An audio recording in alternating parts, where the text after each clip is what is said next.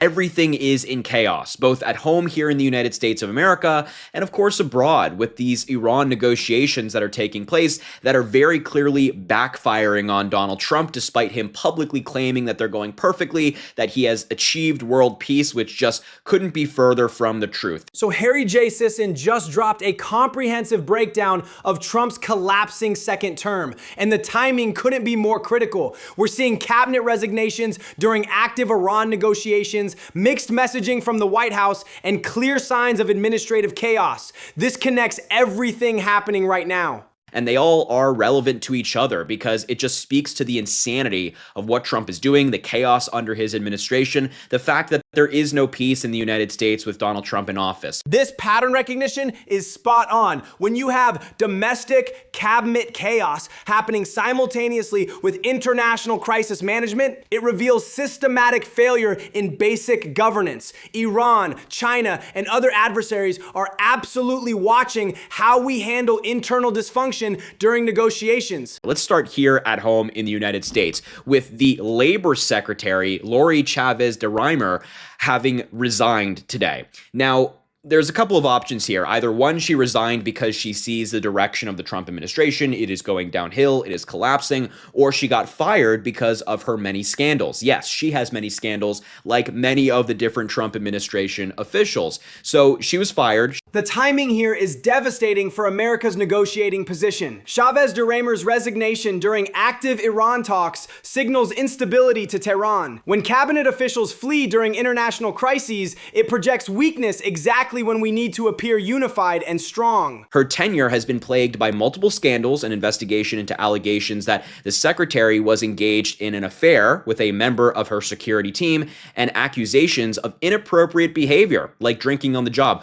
Why are there so many Trump officials that drink on the job? We have Hegseth, we have Kash Patel, and her. How many more are there? That's my question.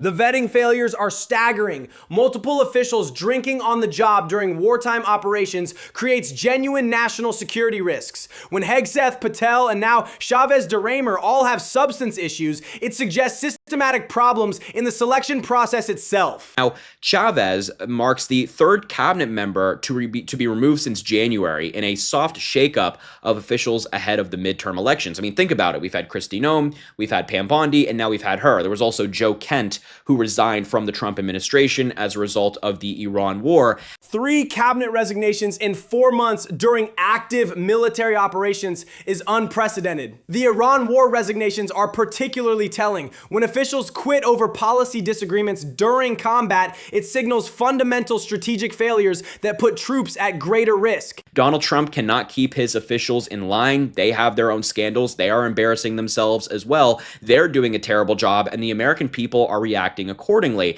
And so you have headlines like this, different officials resigning. And I'm hearing from people I know, sources behind the scenes, that folks like Kash Patel and Pete Hegseth are on borrowed time. They might be next, and quite frankly, they should. The sources indicating Patel and Hegseth are next is significant because these are Trump's most loyal appointments. When even diehard loyalists are on borrowed time, it suggests problems go deeper than individual scandals. The entire system is breaking down. Let's talk about the new major story there, which is Iran has made new threats against the United States of America. And instead of responding to these threats, Donald Trump is now calling Democrats traitors because he says that we're compromising America's position in these negotiations, that somehow the Democrats who are not in power are ruining the negotiations. This deflection pattern is classic but dangerous during wartime. Blaming domestic political opponents weakens our international position because Iran sees internal division. Smart adversaries exploit presidential attacks on domestic critics to question American resolve and unity.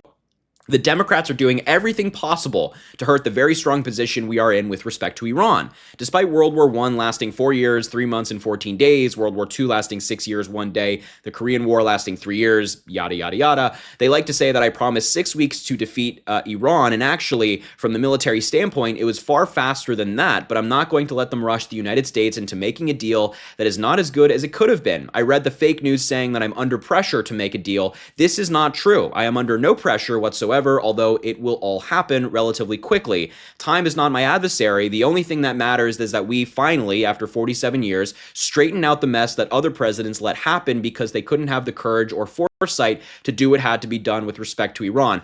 Trump's rambling, contradictory messaging here reveals the problem. Comparing Iran to World War II while claiming victory, then saying there's no pressure, then admitting it's taking longer, this incoherence makes serious diplomacy impossible and confuses our own negotiating team. No American troops died. We didn't spend billions of dollars doing it. He had the Iran nuclear deal, which prevented Iran from getting a nuclear weapon. And what happened to that deal? Donald Trump tore it up. Exactly right. Obama's Iran nuclear deal prevented war, saved money, and kept troops home. Trump destroyed functional diplomacy, then started a war, and now claims others lack courage. The pattern is clear. Demolish diplomatic solutions, create military crises, blame predecessors. Weak and pathetic Democrat traitors who for years have been talking about the dangers of Iran and that something has to be done, but now since I'm doing it, belittle the accomplishments of our military and the Trump regime. This is being perfectly executed. Calling critics traitors during active military operations is unprecedented and dangerous. Democratic oversight exists specifically to prevent costly military disasters. When presidents attack domestic accountability during wartime, it historically leads to strategic catastrophes and unnecessary casualties. So apparently Democrats are traitors because we don't want troops dying abroad. We don't want to spend billions of dollars on this. We don't want our troops being injured. We don't want our equipment destroyed. Apparently, that means that Democrats are traitors. And the fact that we're calling out Donald Trump's pretty terrible negotiating skills so far on this deal, and the fact that he said we had a deal and then we didn't have a deal, then we had a deal and we didn't have a deal, his flip-flopping on this, apparently that makes us traitors. The absurdity is staggering. Concern for troop safety and fiscal responsibility are now treason, while Trump's flip-flopping on deals gets ignored. This inflammatory rhetoric distracts from his actual negotiating failures and makes honest policy debate impossible during crisis. I mean, he's killed people. I mean, 13 Americans are dead. 13 families no longer have their loved ones on this earth.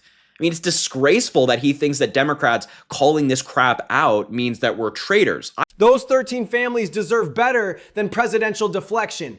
Real leadership means accepting responsibility for casualties under your command. Instead, we get attacks on domestic critics while grieving families watch their loved ones' sacrifice used as political props. Ghalibaf, who is the parliament speaker in Iran and has been part of the negotiations, posted this on Twitter today, saying Trump, by imposing a siege and violating the ceasefire, seeks to turn this negotiating table, in his own imagination, into a table of surrender or to justify renewed warmongering. We do not accept negotiations under the shadow of threats, and in the past 2 weeks, we have prepared to reveal new cards on the battlefield. Iran's parliament speaker threatening new cards on the battlefield means escalation, not resolution. When Iranian officials publicly reject negotiations and promise military surprises, it signals Trump's approach is backfiring spectacularly and putting more American troops at risk. So while Donald Trump is blaming Democrats for his failure in Iran,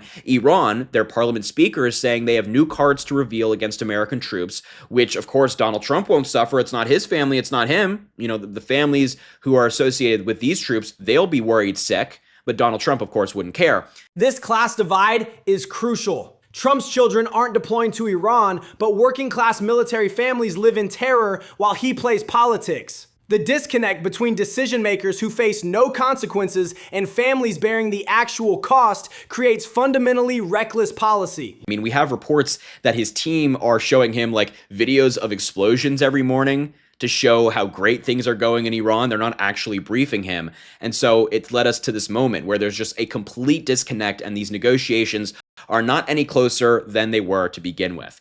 Showing explosion videos instead of intelligence briefings reveals terrifying incompetence. Real negotiations require understanding complex political dynamics, economic factors, and cultural nuances. Entertainment-focused briefings explain why diplomatic efforts consistently fail and military options dominate thinking. We heard from the Wall Street Journal just the other day that Donald Trump has been kept out of important meetings by the military because they thought he's so erratic, he's so psychotic that he might jeopardize these missions. But now we're also getting these more public signs of Trump's confusion. The military excluding the president creates a constitutional crisis.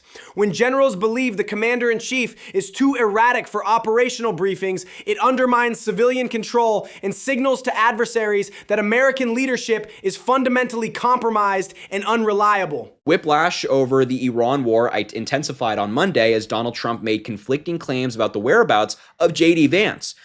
You'd think that Donald Trump might have some insight there. You know, you're the president of the United States, probably should know where your VP is, right? What they're doing. Not knowing your vice president's location during wartime negotiations is basic competency failure. Allied intelligence services and enemy governments track these movements closely. When America's president appears confused about his own administration, it destroys credibility globally. As the war entered another day, the 79-year-old president struggled to keep his plans straight, adding confusion to where things stand. On Sunday, the president said Vance wasn't going to Pakistan to lead the peace talks with Iran. Trump had told Jonathan Karl of ABC News that Vance would not be part of the U.S. delegation for the next round of talks. Age-related confusion during active warfare is genuinely dangerous. Peace negotiations require precise communication, consistent messaging, and clear decision-making. When the president struggles with basic facts during international crisis, it increases chances of catastrophic miscalculation and escalation. Shortly after Karl broadcast his information direct from Trump,